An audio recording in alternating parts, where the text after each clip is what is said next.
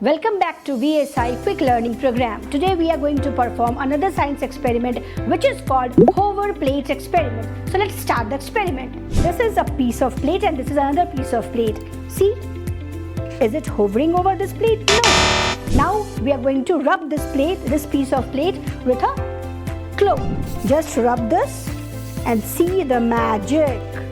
Wow, this plate is hovering over this plate. So this is the science magic, right?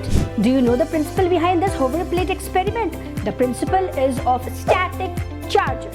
When we started rubbing this plate with a piece of cloth, what happened? Charge got transferred and so the plate started hovering over this. So what happened with this plate, which we have not rubbed with this cloth? It was electrostatically neutral. This is also neutral, this is also neutral. So this plate goes silently down without any sort of hovering.